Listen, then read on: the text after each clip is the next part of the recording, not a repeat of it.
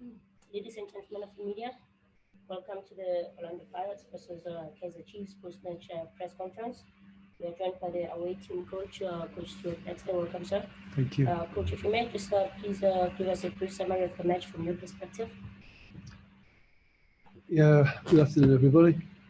I thought that the first half was well played tactically. I thought we had quite good control of the game, and we weren't doing 100% what we wanted to be doing. But there's another team on the field called the Orlando Pirates who don't want you to do that. So it isn't that easy. But the times that we did, I thought we looked very good offensively. The Karma bit going off was a blow to us. We planned to have Lebo as a false nine and drop a little bit deeper and try and get our quick players, Karma and Kieran, driving inside, challenging their centre backs. And Karma going off, we had to shuffle the pack a little bit. But second half was obviously a different game. Pirates got back into it. I thought in the first half we got a goal. I can't when Keegan scores. I can't say 100% because I've not seen it again. But it looked a good run. It was what we've been working on. Then Pirates get back in. We make a mistake. They get back in, and then they throw the kitchen sink at us. So it's we're getting a couple of injuries. We've got to keep changing, and we'd already said that we would change Lebo and Leo at half time. And then Leo getting the hamstring, that's it had us changing and losing a bit of balance. And with Pirates throwing the kitchen sink at us and working their socks off, it became a battle to preserve what we'd got. But we showed great discipline, and on our corner that we worked on just for this game, that was great that one went in. But then the last 10 minutes, I've just said to the players, I wasn't happy. I wasn't happy with the way that we managed the game. You know, the decisions that we took on the ball to allow them to deliver more balls into our box. One could have bounced off the post and gone in, and one could have bounced off the post and gone out. And, you know, we were living on a knife edge. So delighted to win the derby, delighted for everybody at the football club, including the supporters. But we have to be better than that. We have to manage games better, and we have to stick to what we've said we're going to do better. But if I can just have one closing comment, it's that Bernard Parker probably gave one of the best performances I've seen of a PSL player today. So talk of him being too old, I think people should absolutely put that one away for a while anyway, because if he plays like that, he'll get in any team in the PSL. Cheers. Good evening, Coach. Congratulations on the victory. I think possibly on the balance of play, well deserved. Also took your opportunities. Coach, I just want to touch on what you just said briefly, Coach. Bernard Parker, fantastic performance, big performance from him. Coach, what is it that you say to him? I mean, time and time again, he's proven his worth to the club at his age as well. And some of the Kaizer Chiefs supporters are still torn between him. Is he a good player? Is he not? He's old. Of course, he's old. But the performance that he puts in, what is it that you tell Bernard Parker to continuously, give such performances in important games? Thank you. Well, let me share a statistic first with the people that think he's too old. Bernard ran more than anybody else in the team tonight. He ran over 13 kilometres. David Beckham was praised up to the high heavens when he ran 12.4 against Greece in the World Cup qualifier for England. Bernard ran over 13 tonight. What I say to him, Bernard is a marvellous human being. He's a great footballer. He's a good professional. He's a model professional, but he's a great human being. So you can talk to Bernard on a level that is not just about firing him up to play football. I think Bernard thrives on stretching himself as a person, stretching himself as a player, stretching himself to be what Kaizer Chiefs need him to be. And if he's sitting in the stand, he will be the best player in the stand. And if he's on the bench, he will be a great bench player. And that's his attitude. So all I do is I try and make sure that he stays in that zone where he can give that sort of performance. it's his credit that he can still give it, because that means that even if I can give a little bit of inspiration, the motivation comes from Bernard Parker, nowhere else.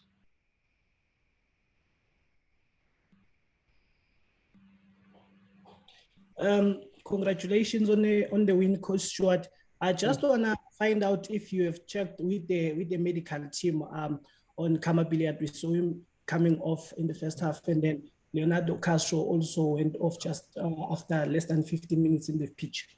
Yeah, both of those injuries are very disappointing, because you know when you work at an elite club, your biggest enemy is soft tissue injuries.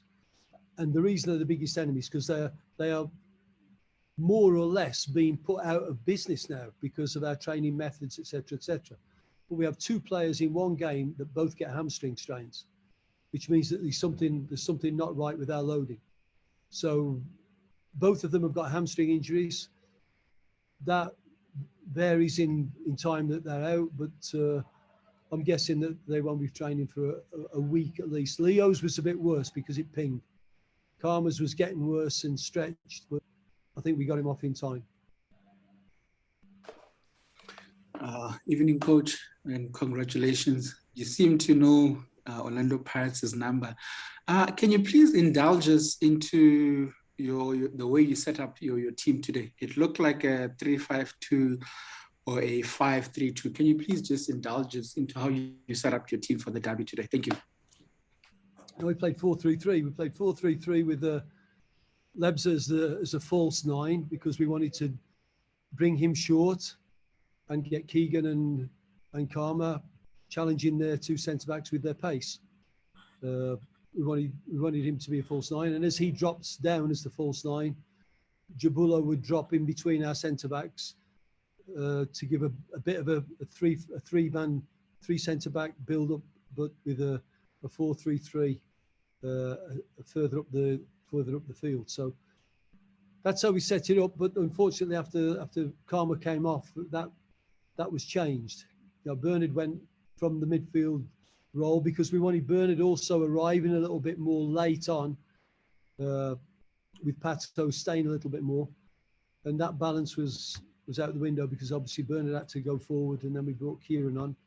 Kieran, I thought, did quite well. He did quite well in that role. It's difficult to go on in the middle of a derby and find your feet, but I think he did quite well. And then when Leo had to come off as well, we didn't have the false nine.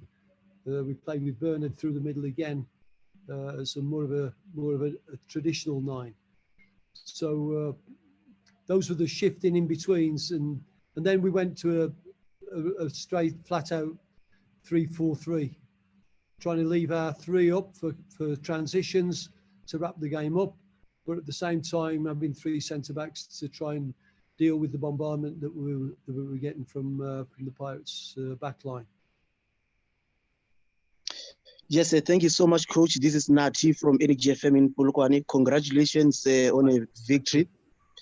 Coach, what did you make of Brendan Peterson's performance? You saw some nice saves there, especially towards the end of the game. And if you may, do you feel the fans sometimes are unfair in criticizing a player of Bernard Parker? I know you spoke a lot about Parker in this press conference, but if you may, please. Yeah. Well, Brandon was outstanding. Brandon has been outstanding since he came into the team. And yes, the one save right at the death there, it gave us the win, didn't it? Because that clean through, it's a one-on-one and he makes a save. It's a game-changing save. So that's what he's there for. His goalkeeper coach will tell you that's what he works very, very hard to do. But I think he deserves a pat on the back, a massive pat on the back for the way he's come into the team, and he's really thrown his hat in the ring and said, "I want to stay around." Bernard, look, I know that football is a game of opinions. Everybody shouldn't think the same way as Stuart Baxter, and everybody doesn't think the same way as Jurgen Klopp or Fred Bloggs and the guy at the pizza store down the corner. He's got every right to his opinion as well. But when we look at Bernard, I think even the most ardent Chiefs fan that's maybe had a little bit of we should renew the team, and he's had that, and they've had that sort of desire. I've got to look at Bernard and say that this guy loves Kaiser Chiefs Football Club. He loves being a player. He loves everything about the place, and he puts his body on the line. And I think if for no other reason, they should respect that. So I think Bernard's got no divine right to get praised. Absolutely not. He plays poorly the same as everybody else, and he hears it from the technical staff. But he's so well liked by his teammates. He's so respected by his opposition that I think it would be a shame if he's not appreciated. If sometimes maybe not for the performance on the day, but for the person that he is, that he's absolute. If you cut him, he will bleed gold and black. He will bleed. So that's he's that sort of person. So yeah, I think it's a shame. But again, I don't tell the supporters what they should think. They don't need to think what I'm instructing them to think. They've got their own mind, and that's part of the joy of football, isn't it? Everybody's got an opinion. Coach, my name is Sobri from TBR Solution Sports Program. Hi, Sobri. It's nice to see you being energized today. Well done for the win. Coach, I'm sure you'll agree with me that this win has made you and the technical staff, and probably this will spill over to the playing staff, that they believe that you'll catch up with Sundowns. Like you said prior to the game, that the league is not lost. Am I correct by saying that? I run the risk of being branded a complete fool and buffoon by saying it. But what I said before going to the game was that we don't know where the two games are going yet. But what we have to do is we have to bring pressure to bear on Sundowns. Now, if we can beat Pirates, which we have, and if we are given those two games to play, it's a potential 6 points. And we have to play Sundowns one more time. If we can beat them in that game and keep breathing down their neck, maybe they'll drop a few points. They're engaged on more than one front, so they know that it's their league to lose. And I'd be a fool to say we are going to. I would say what we are going to do is we're going to breathe down their neck as long as we can, as hard as we can, so that when we actually play them, that it means something. Now, I could also be that we don't get the games to play and we lose our next game and Sundowns win and people say, well, that's it all over. Yeah, that's a possibility too. But as the Kaizer Chiefs coach, and as you rightly say, every win that we get, especially one away from home against Pirates, that prolongs that possibility that we could be breathing down their necks. And we'll do everything we can to do that. Coach, you just spoke about Bernard Parker. How far are you in extending his contract? Because it's coming to an end. And you just spoke glowingly about him right now. Yep. Unfortunately, I don't deal with contracts. Well, no. Fortunately, I don't deal with contracts. So I'm usually asked my opinion about certain players, and I'll give that opinion. And then we have budgets. We have budgets to make the same as every other football club, and then the players will be offered contracts based on that. But if anybody asks me, Bernard Parker has shown that he's a valuable member of our squad and will continue to be so. Hi, Coach. It's David from Mediski Times. Congrats on the win. Hi, David. Thank you. The situation could have been different. If it wasn't for the late 2-1 winner from Mato. As you mentioned before, there were two. It would have been different if we'd have got a goal in the first half with Keegan Dolly. And probably been different if I wore a black suit instead of a grey suit. So are we going to get to a question now? Yes. Yeah. There were two close calls where Dolly was called offside and the Pirates goal. So instead of 2-0, it was 1-1 all of a sudden. What's your opinion on VAR? Is it needed in a league like of the stature of South Africa? Thank you. I've got to be very careful because I'm not going to be the one man in the country that goes out and slaughters all the referees, and then between now and the rest of the season, I'm the most hated man in South Africa. I'm not going to say that. I'm going to say that VAR, the reason for VAR was to take some pressure off the referees. So those tight decisions, if you're constantly getting them wrong, your confidence as an official, it must go through the floor. It must do. When you go home in the evening and you see that you've made a massive mistake, that can't be very nice. Same as if a player makes a massive mistake, it's not very nice. Now, to help them make those calls, because we've been we've had a few now. We've had a few now, and I've never said anything about referees. I've not gone out in media and said that the referees need to do this or this, because I know it's such a tough job.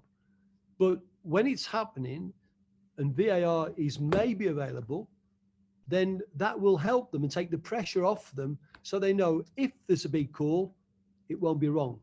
And therefore their confidence will stay high, and all the other calls, hopefully the standard will raise there. So I think David was alluding to, it could have been a completely different game. If we'd have got that goal, or we didn't get it, Pirates got theirs, and then Pirates' header hits the post and goes in, or Brandon doesn't make the save, yeah, we can lose the game. But it's not very nice to know that, yeah, we could have been cruising at 2-0, but we end up hanging on for grim death at the finish. So without blasting all referees, I'm trying to give an objective opinion there on why VAR, if it's introduced, should be introduced. Ladies and gentlemen of the media, we've come to the conclusion of the press conference with our coach Stuart Baxter. We'll be back in 2 minutes with Orlando Pirates. Thank you. Thank you for your time and participation.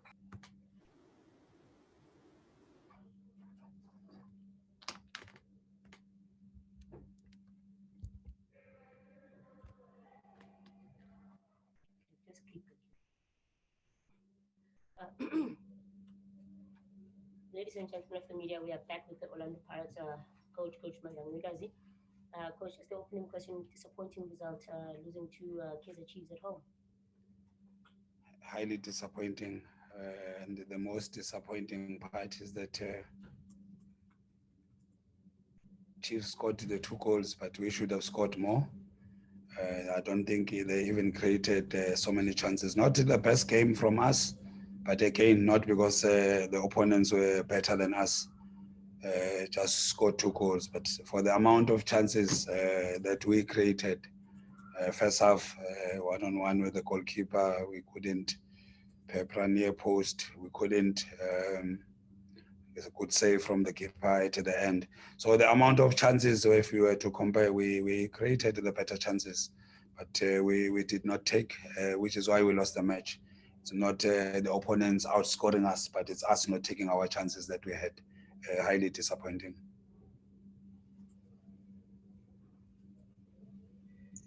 Good evening, Coach, and unlucky on the result, Coach. Very much unlucky. Coach, history will go down as yourself as well as co-head coach Fadlu David said. Orlando Pirates has lost to Kaizer Chiefs for the first time in the league in 3 successive times. The last time that happened was 92-93 season. How does that make you feel that you are partly responsible for Pirates losing up against Chiefs 3 games in the league in succession for 29 years? Thank you. Honestly, you can't be proud, you can't be happy for such results. More than the record, it's just the 3 games that we have just played where we were in control. Whether it's Golden Arrows, you create more chances, you don't score. Cape Town City, the same, and today the same. That is the most disappointing part for me as a coach. That you are dominant. I think we are one of those teams that are playing better if you look at the play. But one Achilles is that we're not scoring as much as we should be scoring. And I know that scoring is not the responsibility of strikers only. When you look at Kaizer Chiefs, who scored, it's centre backs and the fullback. We have to be that team, but we're just not taking the chances. The amount of chances that we create in every match, if we had to take, it just increase a percentage, or take 2 out of everything that we have created, we will win matches. And for me, that is the biggest Achilles, more than the history that you've just brought up. Coach, hard luck for the loss today. But when I look...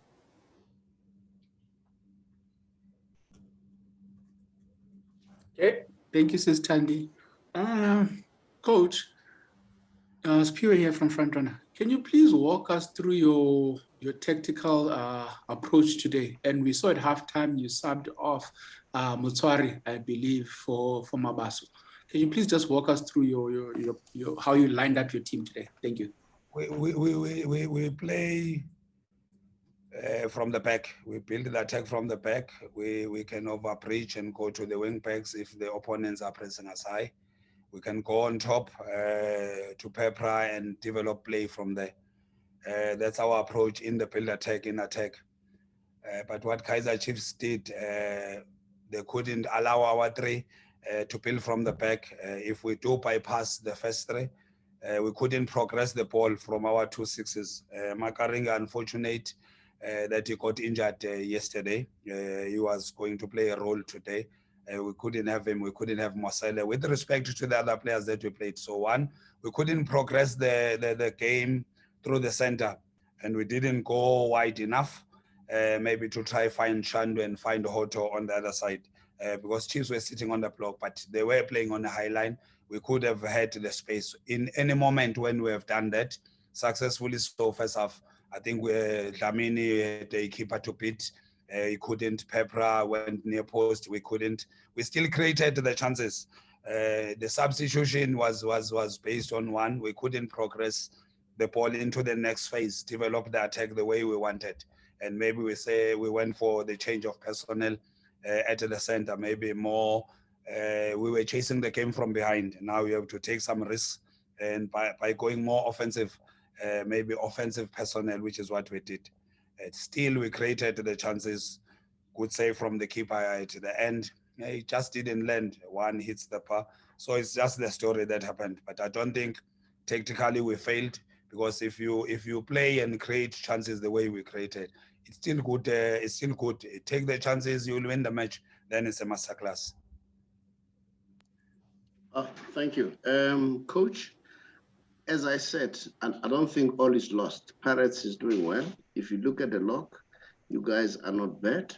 And then, like you said, anyone can score. We saw that Nda nearly scored. Are you now going to concentrate on the upcoming games, especially the CONCACAF Cup? You're going to pay too much attention to that one and the other titles that you're still fighting for? Unfortunately, blessings and burdens are cousins. The fact that Pirates are involved in CAF Championship is a burden. If you look at the match that we played today, in 7 days, we played on Sunday, we played on Wednesday, we're playing today. Kaizer Chiefs, who are not involved in CAF, they played on Saturday and they're playing Saturday today without complaining. So one, the fact that we are involved in CAF Championship, it makes the load a bit bigger. If you were to exclude Sundowns, who has got a way of doing things with CAF, maybe lessons from them, from us. But if you check all teams that are burdened, Amazulu being one of them, by the fixture and being involved in CAF, it does bring this imbalance in the team. But teams that are only concentrating on the PSL, they have the opportunity to be fresh and be better. But it's like I said, it's blessings and burdens. If you want to be a big team, you must be able to play in CAF, play in the PSL, and you're playing Nedbank on Wednesday with the same squad that you played with. So we just have to manage the situation and be better. If we are a big team or we want to be a big team, these are situations that we will always be faced with. Thank you very much, Ostandi. Good evening again, Coach. Coach, well, obviously losing the derbies is never nice, and I'm sure, well, I think you should know much better than me that the Orlando Pirates supporters are quite disappointed. Would you like to possibly, apologize to them, or maybe lift their spirits in these difficult times? Because losing a derby is never easy, particularly for the lovers of Orlando Pirates. So just your message to them, and maybe apologizing to them. Thank you. I just want to take this opportunity to apologize to the happy people, supporters of Orlando Pirates, management, and everybody who likes the club. It's not the result that this club deserves. You can't lose twice to Kaizer Chiefs in one season. I just hope they still trust the processes, that we just have a team that had all the 11 players injured that were regulars previous season. They also understand that there was change in leadership. in between the season. So one, without making any excuses, the supporters of Orlando Pirates, management of Orlando Pirates, they don't deserve what happened today. It's highly disappointed, and on behalf of the technical team, I'm just disappointed, and we really apologize. And I just hope that they keep faith and keep hope. It has to change. We must change. We can still improve and be better with time. Coach Mandla, you've considered that the league is almost gone now, but are you confident that you guys can still finish second after this game? Mathematically, it's still possible. As long as we are in that position that we are in, the gap is not big. It's possible. And we're not playing bad, we're playing well. Just the team that in the final third take the decision, take the chances that you create. If we improve that, and the capacity is here, we improve that, which is not we don't have a big problem. We just have one problem, that we don't put the ball in the net. It's still highly possible that we can still finish second, and we'll work for that. Ladies and gentlemen of the media, in the absence of any further hands being raised on the platform, I believe we've come to the conclusion of our press conference. Once more, thank you for your time and participation, and Coach, thank you again for your time and participation as well. Thank you. Thank you.